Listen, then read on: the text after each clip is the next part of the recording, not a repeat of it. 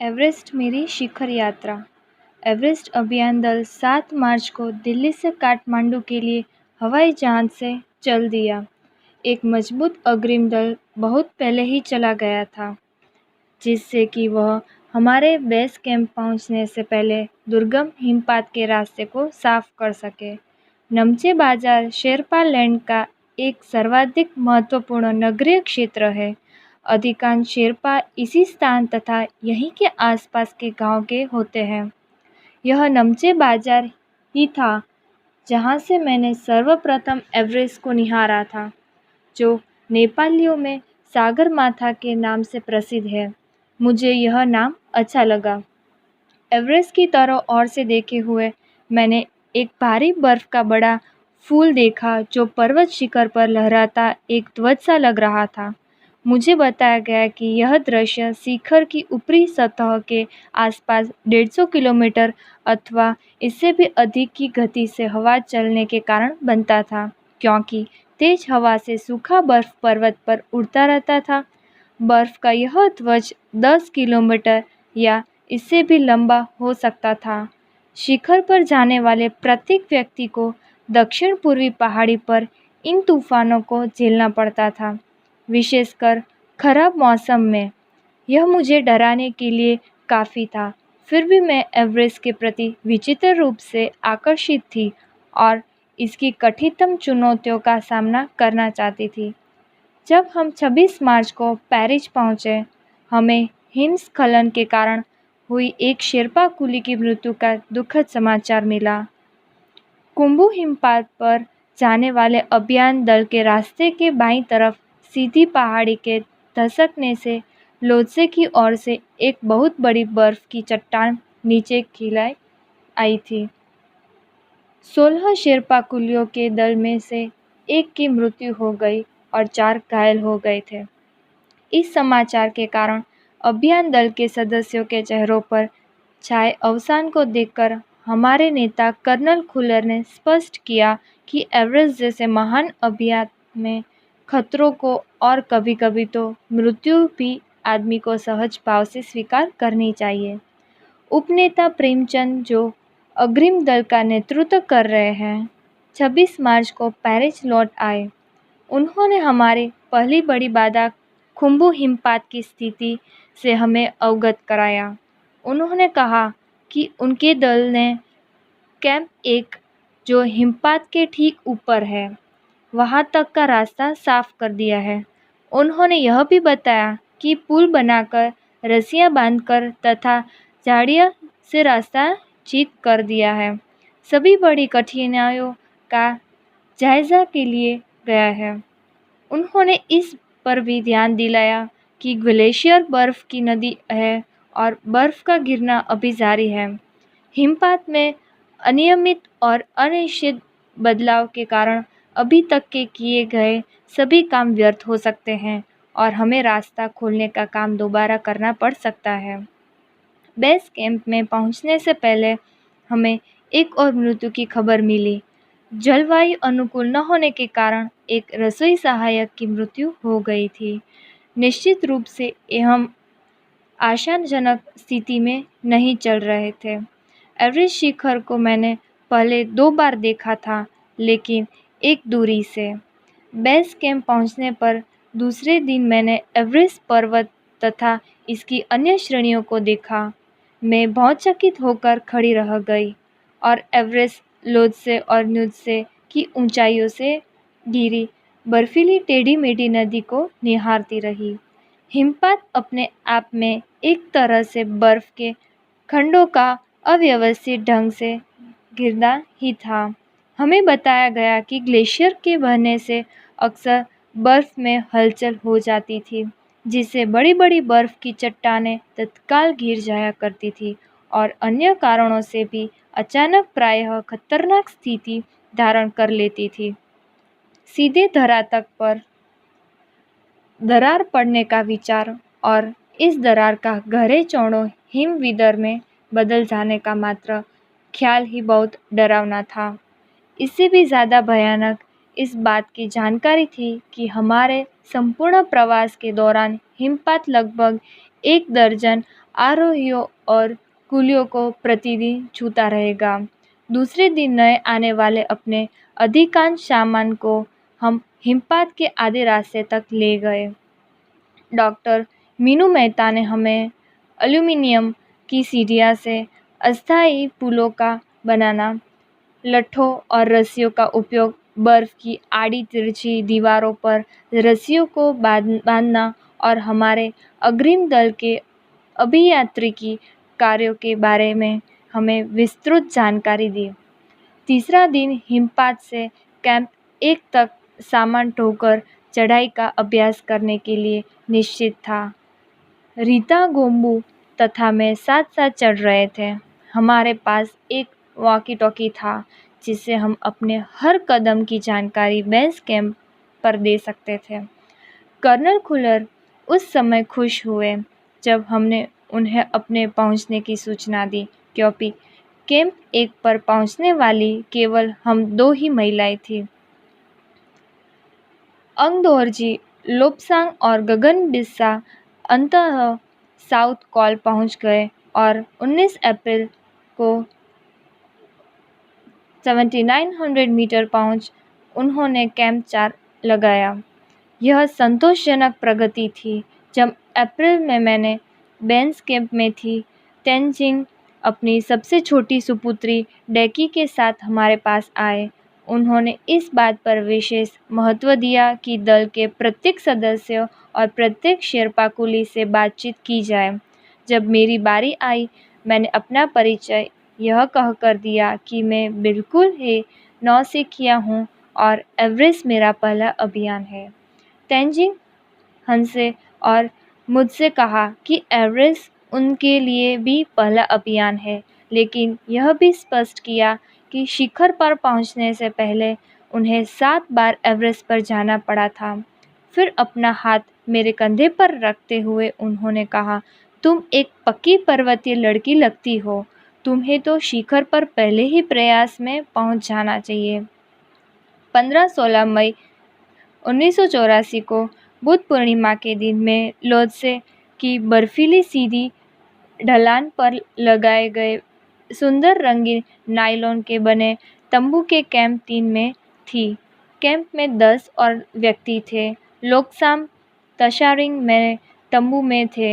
Andy Sherpa तथा 8 अन्य शरीर से मजबूत और ऊंचाइयों में रहने वाले शेर्पा दूसरे तंबुओं में थे। मैं गहरी नींद में सोई हुई थी कि रात में 12:30 बजे के लगभग मेरे सिर के पिछले हिस्से में किसी एक शख्स चीज़ के टकराने से मेरी नींद अचानक खुल गई और साथ ही एक ज़ोरदार धमाका भी हुआ।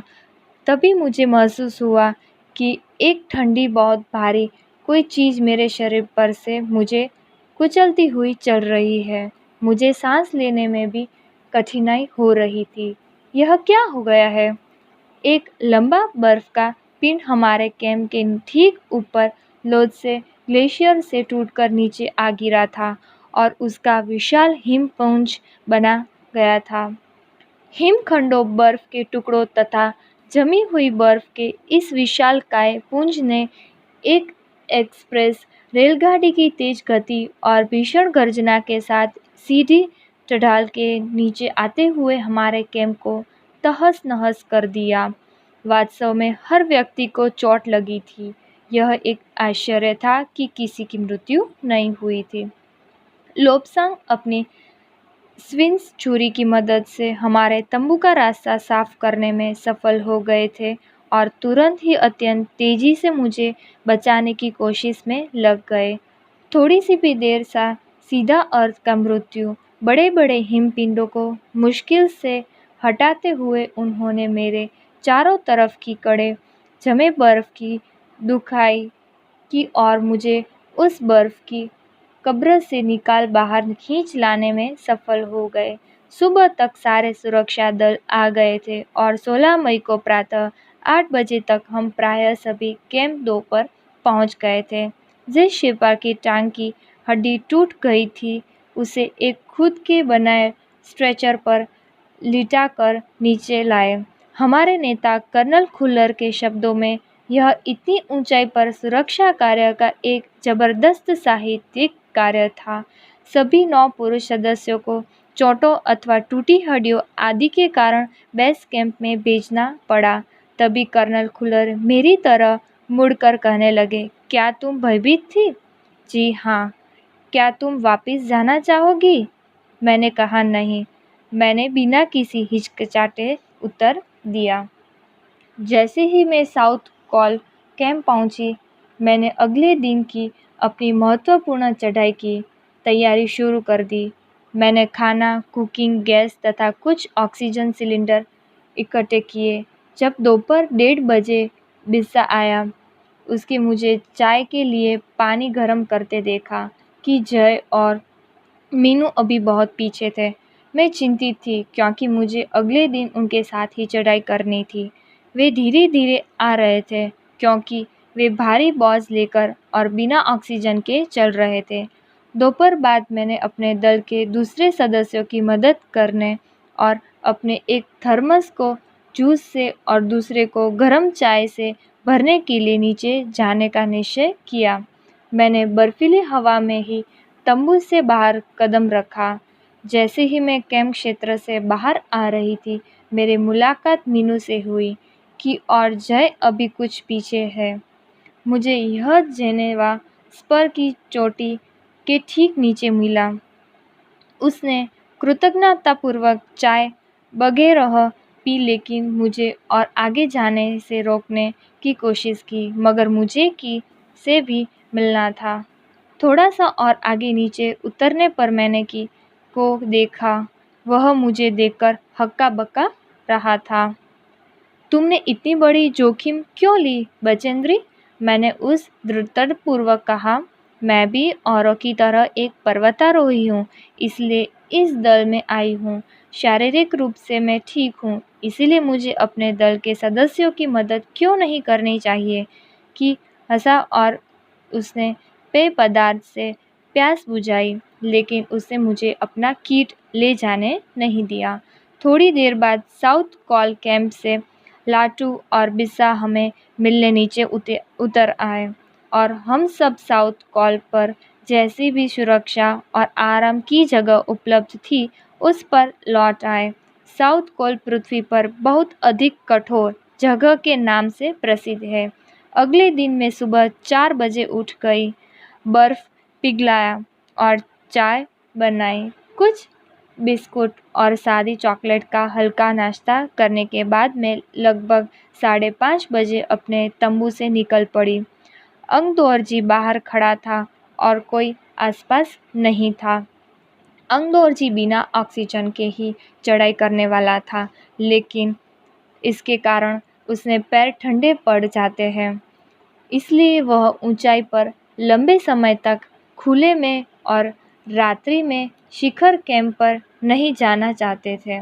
इसलिए उसे या तो उसी दिन चोटी तक चढ़कर साउथ कॉल पर वापस आ जाना था अथवा अपने प्रयास को छोड़ देना था। वह तुरंत ही चढ़ाई शुरू करना चाहते थे और उससे मुझे पूछा, क्या है? उसने साथ जाना चाहूँगी? एक ही दिन में साउथ कॉल से चोटी तक जाना और वापस आना बहुत कठिन और श्रमसाध्य होगा। इसके अलावा यदि अंगदोरजी के पैर ठंडे पड़ गए तो उसके लौट कर आने का भी जोखिम था।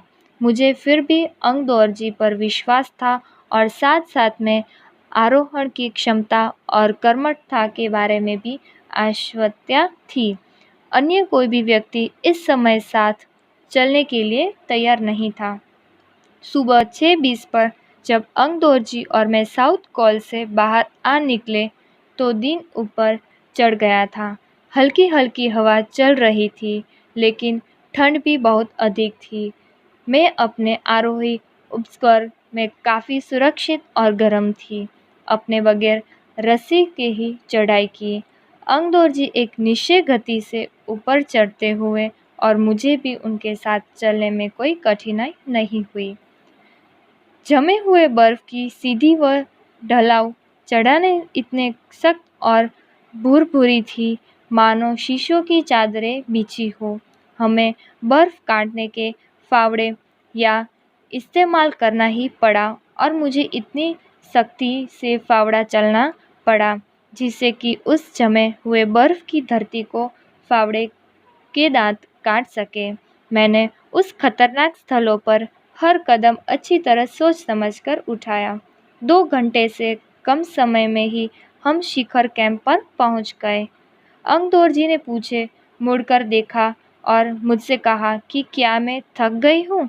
मैंने जवाब दिया नहीं, जिसे सुनकर वे बहुत अधिक आश्चर्यचकित और आनंदित हुए।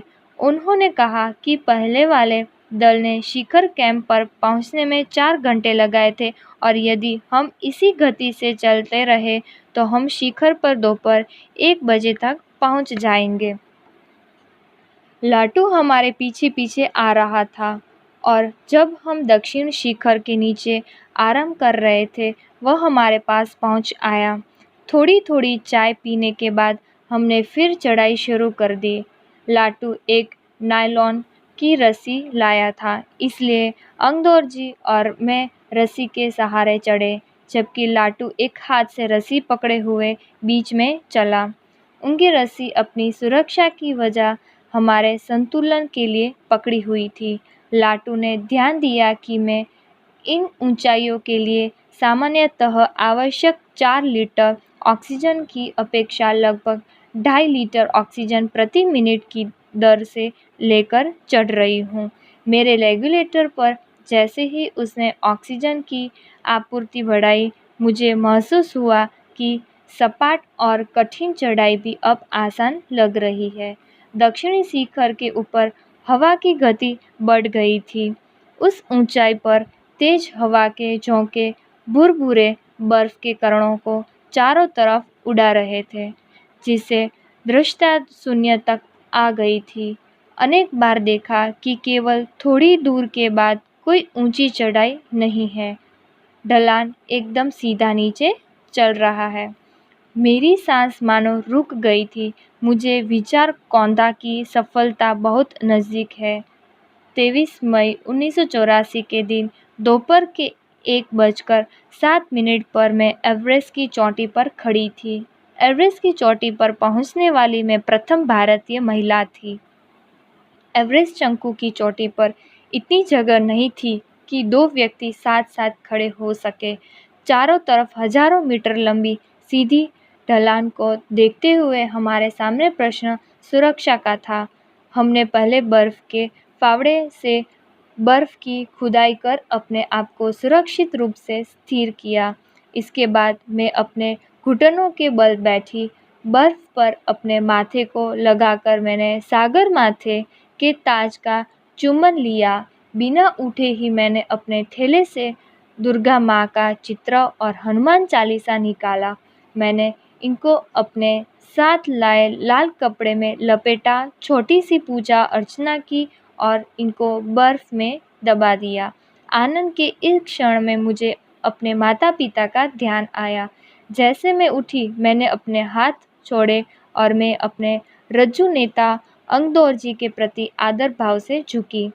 अंगदौर जी जिन्होंने मुझे प्रोत्साहित किया और मुझे लक्ष्य तक पहुंचाया।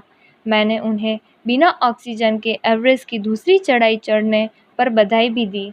उन्होंने मुझे गले से लगाया और मेरे कानों में फुसफुसाया, दीदी तुमने अच्छी चढ़ाई की है, मैं बहुत प्रसन्न हूँ।